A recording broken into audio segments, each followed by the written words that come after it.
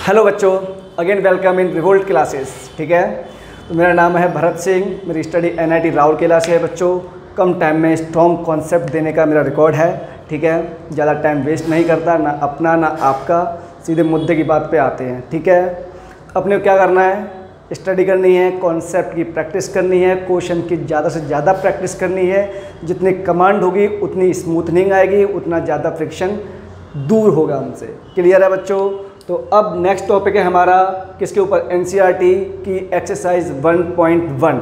ये कंप्लीट हम लोग डिस्कस करेंगे इस वीडियो में, राइट। ये रियल नंबर चैप्टर है, चैप्टर नंबर 1 NCERT डिपेंडेंट है। तो आपको क्या करना है मैं एक क्वेश्चन करवाऊंगा, बाकी सारे क्वेश्चन सेम टाइप के होंगे।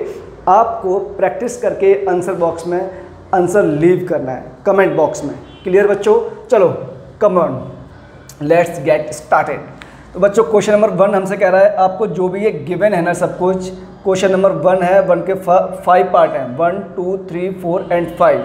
अपने को इसको प्राइम फैक्टर के प्रोडक्ट में इंडिकेट करना है, राइट। तो बच्चों सॉल्यूशन देखो इसका ध्यान से। जब भी ऐसा करना होगा ना, ध्यान रखना, नंबर को बहुत प्यारे वर्ड्स में ऐसे लिखना।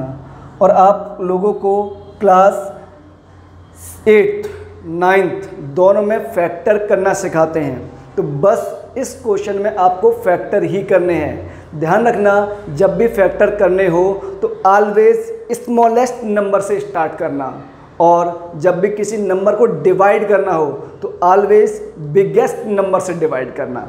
क्लियर है क्या? चलो देखो, तो सर लास्ट में 0 आ रहा है, ये 2 से डिवाइड होगा। क्लियर? कितने टाइम सर? 70 टाइम। अगेन बच्चों सर 2 से कितने टाइम सर? 35। अगेन किससे सर? 5 से। स्मॉलेस्ट नंबर, ठीक है ना, डोंट फॉरगेट दिस बच्चों। अगेन सर 7 से। तो ध्यान से आप लोग अगर ऑब्जर्व करें तो क्या मैं 140 को ऐसे लिख सकता हूँ, 2 × 2 × 5 × 7। आप ध्यान से ऑब्जर्व करो, 2 प्राइम नंबर है, 2 प्राइम नंबर है, 5 प्राइम नंबर है, 7 प्राइम नंबर है। तो बच्चों इसके प्राइम फैक्टराइजेशन के प्रोडक्ट में कैसे हो गया हमारे पास सर? ये हो गया प्राइम फैक्टर्स। क्या क्या होंगे इसके सर? 2 5 एंड 7, ये इसके प्राइम फैक्टर होंगे। ठीक है बच्चों, मैंने एक अलग से कॉन्सेप्ट और बता दिया है, प्राइम फैक्टर कैसे निकालते हैं bye the help of this method. ये हमारा फैक्टर आपको 8th 9th में सिखाया जाता है, और ये उम्मीद करता हूँ आपको आते होंगे। ठीक है, अब ये बाकी जितने क्वेश्चन हैं सबके आंसर कमेंट बॉक्स में आपको लीव करने हैं, राइट। क्वेश्चन नंबर 2 अपने को बच्चों इसमें क्या निकालना है, आपको LCM निकालना है एंड HCF फाइंड करना है। ठीक है, और वेरीफाई करना है कि LCM एंड HCF का प्रोडक्ट जो होगा वो 2 नंबर के प्रोडक्ट के इक्वल होगा। तो बच्चों LCM और HCF निकालने के लिए सबसे बेस्ट मेथड कौन सा है सर? Prime factorisation method. तो by the help of by prime factorisation method, इससे बेस्ट मेथड इसमें कुछ नहीं है बच्चों। ठीक है क्या? तो मैं इसमें 2 मेथड करूंगा, उसके बाद 2 के आंसर आपको कमेंट बॉक्स में देने हैं। ठीक है, तो इसको मैं 2 मेथड से करूंगा। चलो बच्चों, पहला मेथड 1 जो सब बच्चे करते हैं, गलती के चांसेस 0 हो जाते हैं। ठीक है, सबसे पहले फैक्टर करो बच्चों। तो मेथड 1 में मैं फैक्टर करूंगा। सपोज दैट मैं करता हूं 26 के फैक्टर। बच्चों क्या आएंगे बताओ जल्दी सर? 2 से 13 एंड 13 से 1। क्लियर? उसके बाद 91 के फैक्टर, किससे जाएगा 91?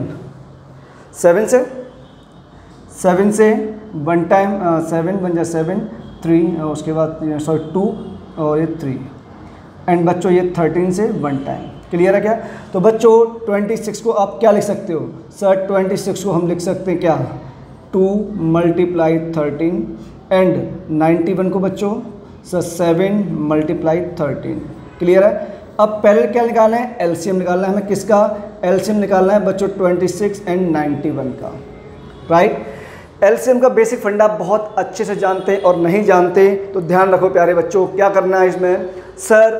LCM मतलब होता है ऐसे नंबर्स जिसमें हमें सबसे पहले क्या आना चाहिए? लीस्ट कॉमन मल्टीपल मिलना चाहिए। एक ऐसा मल्टीपल जो इन दोनों के लिए कॉमन हो।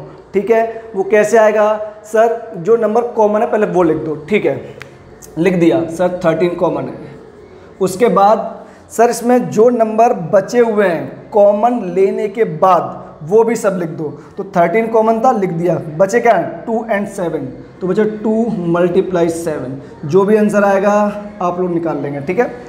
अब निकालना है मुझे इसी नंबर का HCF ये तो हो गया, छोड़ो यार, आगे हम लोग इसमें HCF भी यही फाइंड कर देते हैं ना, ये तो आप निकाल ही लोगे, मुझे पता है, राइट। तो ये इसका LCM आएगा बच्चों।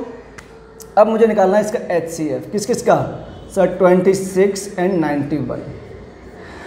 HCF highest common factor mean जो भी नंबर होंगे उन दोनों में सबसे बड़ा फैक्टर कौन सा होगा जो दोनों ही नंबर में कॉमन होगा। तो बच्चों इन दोनों में क्या क्या कॉमन है, वही हमारा हाईएस्ट कॉमन फैक्टर होगा। ध्यान से देखो, 2 नहीं है, 7 नहीं है, किसी में भी 13 है ओनली, तो इसका आंसर क्या हो गया 13 हो गया। बात समझ में आई। मेथड 2 देखो बच्चों, मेथड 2 में कुछ नहीं करना, दोनों नंबर आपको एक साथ लिखने हैं, राइट। और जहाँ तक कॉमन आए करते जाओ। सर किससे जाएगा डिवाइड, 2 से 13 टाइम, ये डिवाइड हो नहीं सकता, राइट। अब सर 7 से ये डिवाइड होगा नहीं, एजेट छोड़ दो, ये सर 13 टाइम। अब एक ऐसा नंबर जो दोनों में ही कॉमन आएगा वो कौन सा है 13, 1 टाइम। ध्यान रखना जो आपने ये फाइंड किया ना बच्चों, यहाँ से मिलेगा हमें LCM। क्या मिलेगा LCM किस किस का 26 और 91 का। वो कितना होगा 2 × 7 × 13। क्लियर बच्चों। अगर हमारे पास ये हो गया तो सर HCF कैसे निकालोगे आप, ये बताओ। HCF किसका 26 और 91। तो बच्चों इनका LCM हमारे पास हो गया, HCF ही है, राइट। HCF यहाँ से डायरेक्टली कैसे ऑब्जर्व करते हैं, ऐसा फैक्टर जिससे दोनों ही नंबर डिवाइड हुए हों, तो ओनली यही है, इसके अलावा और कुछ नहीं है। तो इसका आंसर कितना आएगा बच्चों, इसका आंसर आएगा हमारे पास 13। क्या दोनों मेथड आपको समझ में आ गए? अगर आए हैं तो प्लीज़ फटाफट वीडियो पॉज कीजिए, सॉल्यूशन नोट कीजिए और नेक्स्ट क्वेश्चन का 1 सेकंड में वेट कीजिए। तो प्यारे हम लोग आगे मूव कर रहे हैं, राइट। यहाँ पे क्वेश्चन नंबर 3 हमसे क्या बोल रहा है, again we have to find LCM and HCF by prime factorisation method. तो बच्चों अभी जो मेथड हमने ट्राई किया था वो प्राइम फैक्टराइजेशन मेथड ही थे। तो अगेन अब क्या करना है, मैं ट्राई कर रहा हूँ, आप वीडियो पॉज करो, सॉल्यूशन फाइंड करो और मैच करो, क्या आपके आंसर्स मैच करते हैं या नहीं। क्लियर। तो देखो बच्चों मैं सॉल्यूशन 1 का कर रहा हूँ, ठीक है। सॉल्यूशन नंबर 1 मेरे पास नंबर है 12, 15 और 21। सबसे पहला स्टेप क्या होगा सर, सबसे पहला स्टेप होगा इनके हमें क्या करना है बच्चों, फैक्टर करना है, राइट। तो 2 से 6 टाइम, अगेन 2 से 3 एंड ये 3 से 1। बच्चों 15 के फैक्टर बताओ। सर 15 के फैक्टर होंगे 3 से 5, 5 से 1 एंड 21 के फैक्टर बोलो। सर 21 के होंगे 3 से 7, 7 से 1। मीन्स हमारे पास 12 के फैक्टर क्या आ गए सर, ये आ गया 2 × 2 × 3। 15 के क्या आए बच्चों बोलो सर, 3 × 5 एंड 21 के फैक्टर क्या है हमारे पास सर, ये है हमारे पास 3 × 7, ठीक है। अगर मुझे इसका निकालना है LCM, क्या निकालना है बच्चों LCM का बेसिक फंडा मैंने क्या बताया था, फर्स्ट स्टेप सब में कॉमन ले लो, सेकंड स्टेप जो कॉमन के अलावा बचता है किसी भी नंबर में वो भी आपको ले लेना है, ठीक है। तो सर 2 किसी में कॉमन नहीं है, 2 यहाँ भी नहीं है, 3 तीनों में है, तो 3 पहले आ गया। उसके बाद और कोई नंबर कॉमन नहीं है, बाकी सब ले लो। क्या क्या बचा उसमें 2 × 2 4 बचा, इंटू यहाँ पे 5 बचा, इंटू 7। तो बच्चों इसका LCM आपके सामने है, ठीक है। अब आपको निकालना है HCF क्या होता है बच्चों, ऐसे नंबर जो तीनों में ही कॉमन होंगे, क्या 3 3 3, तो इनका HCF कितना होगा सर 3। अगर सर सपोज दैट एक भी नंबर कॉमन नहीं होता, तो अगर बच्चों एक भी नंबर नहीं होता तो एक ऐसा नंबर होता है हिडन नंबर, वो इसका आंसर होता है HCF का, कौन सा 1। आपने सही सोचा, तो 1 इसका आंसर होता है। क्लियर। अब इन सब के आंसर आपको देने हैं, कमेंट बॉक्स में लीव करने हैं आंसर। क्लियर। नेक्स्ट पे आओ बच्चों, क्वेश्चन नंबर 4 टाइप के क्वेश्चन बहुत आते हैं, इसको आप ना इनडायरेक्टली इंपॉर्टेंट मार्क कर सकते हैं। क्लियर। 2 नंबर दिए हैं उसने और कहा 2 नंबर हमारे पास। सॉल्यूशन अगर मैं करता हूँ, अगर जिसने ये पहचान लिया कि यहाँ हमें 2 नंबर गिवन है और पहला नंबर क्या है हमारे पास, सपोज दैट A है हमारे पास फर्स्ट नंबर 306 एंड बच्चों B क्या है हमारे पास सर ये है 657। उसके बाद उसने कहा इसके अंदर HCF अपने को 9 गिवन है एंड LCM अपने को फाइंड करना है। किस किस का? 306 एंड 657 का, राइट। अब बच्चों आप लोग बहुत ध्यान से अगर जानते होंगे तो हम क्या LCM into HCF means 2 number का LCM एंड HCF का प्रोडक्ट किसके इक्वल होता है? Sir product of 2 different number या 2 सेम नंबर जो भी होगा, राइट। तो हमें निकालना क्या है? LCM निकालना है। LCM निकालने का मतलब क्या है बच्चों? Product of 2 number divide by HCF, right. ए कितना हमारे पास? सर ये है हमारे पास 306 मल्टीप्लाई 657 होल डिवाइड, इनका HCF कितना था? 9। आप लोग उसके बाद निकाल लोगे, क्लियर? इतना तो मैं उम्मीद करता हूँ आपसे, राइट बच्चों। आंसर आपके सामने है, निकाल लेना और कमेंट बॉक्स में इसका आंसर लीव करना सॉल्व होने के बाद क्या आएगा। हमें अब एक्सप्लेन करना है कि ये 2 नंबर है। एक नंबर हमारे पास बच्चों, फर्स्ट नंबर क्या है हमारे पास? ये है 7 मल्टीप्लाई 11 मल्टीप्लाई 13 एंड प्लस 13, ठीक है।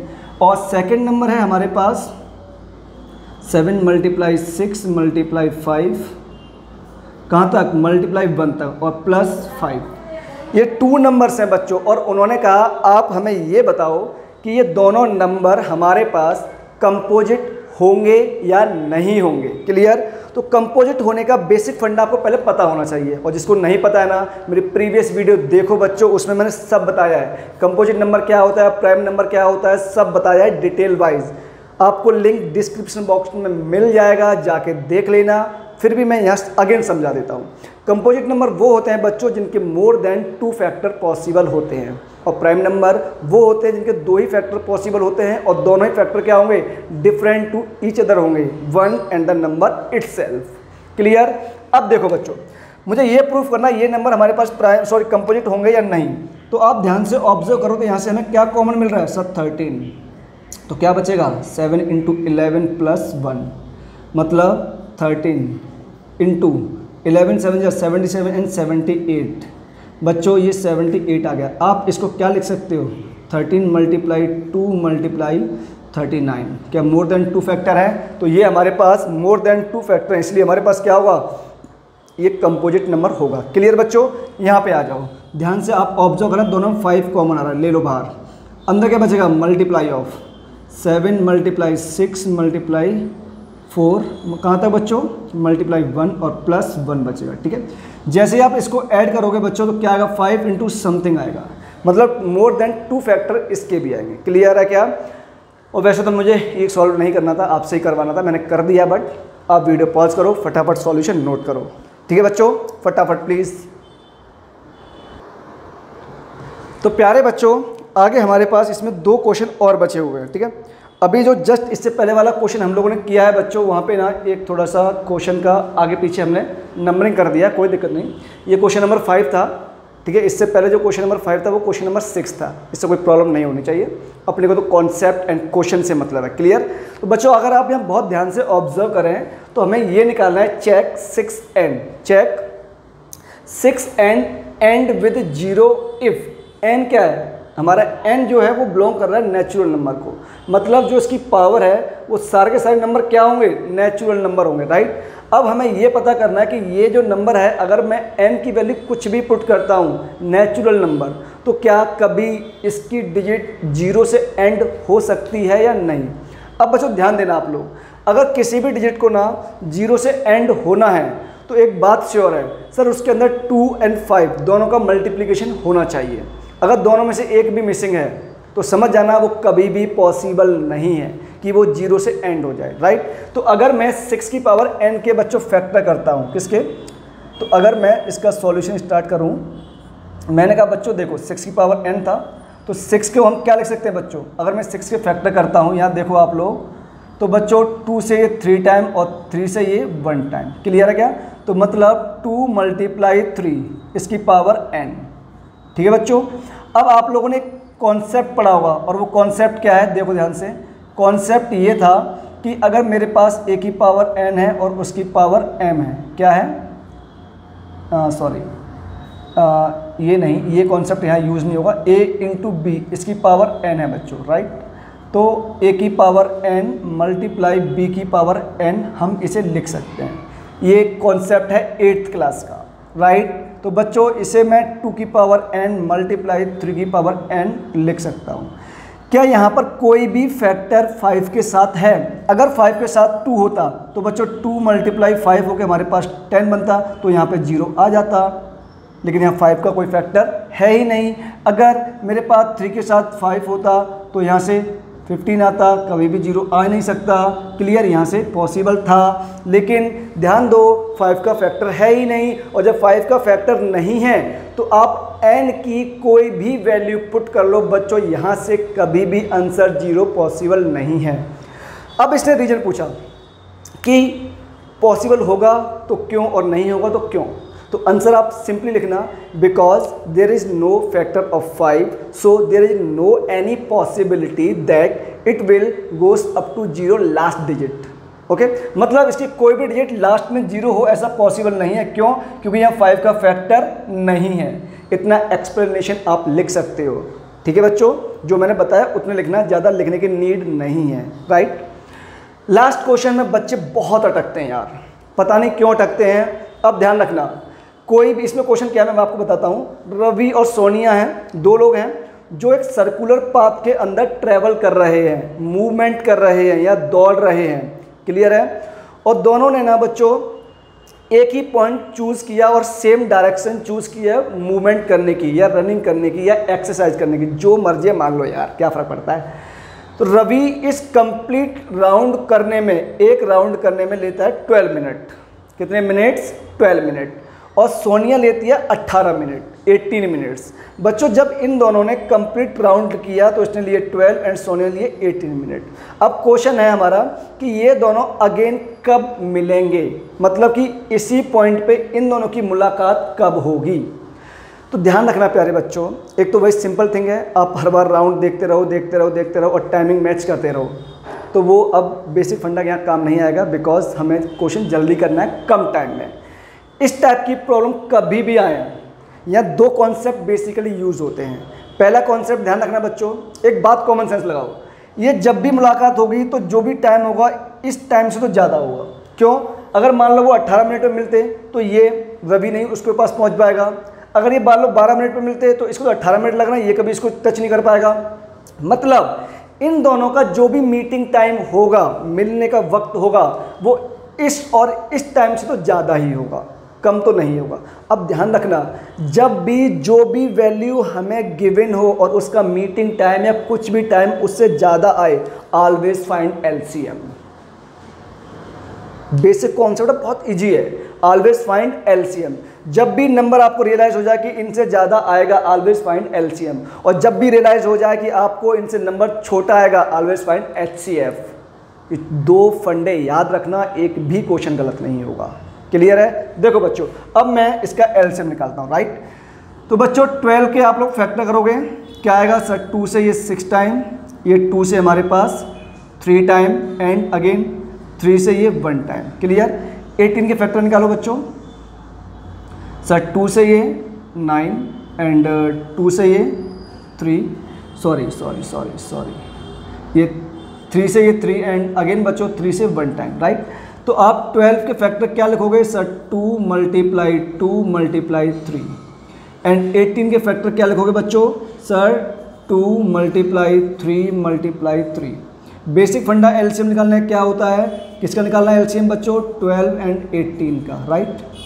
तो बेसिक फंडा क्या होता है, पहले कॉमन नंबर लेने हैं। देखो एक कॉमन आ गया, आगे कॉमन सर एक और आ गया, बचा क्या? उसको भी ले लो। क्या बचा? 2 × 3। आंसर कितना आएगा? 2 2 या 4, 4 3 या 12, 12 3 या 36। तो दोनों लोग अगेन कब मिलेंगे? तो उनका जो मीटिंग टाइम होगा बच्चों, द्वारा मिलने का मीटिंग टाइम क्या होगा? t = after 36 minute. तो वो 36 मिनट पे दोनों अगेन मुलाकात करेंगे कि आप कैसे हो, हम कैसे हैं, और बताओ। ठीक है बच्चों, तो यहाँ पर अपनी 1.1 एक्सरसाइज फिनिश होती है। मैं पूरी उम्मीद करता हूँ आपने बहुत अच्छे से सारे कॉन्सेप्ट सीखे होंगे। नहीं सीखे तो वो मैं डिस्क्रिप्शन बॉक्स के अंदर वीडियो का लिंक शेयर कर दूंगा। वीडियो देखो, कम टाइम में ज़्यादा कॉन्सेप्ट सीखो। भरत सर को फॉलो करो, चैनल लाइक करो, शेयर करो, वीडियो सब्सक्राइब करो। थैंक यू सो मच प्यारे बच्चों। राधे राधे, जय श्री कृष्णा।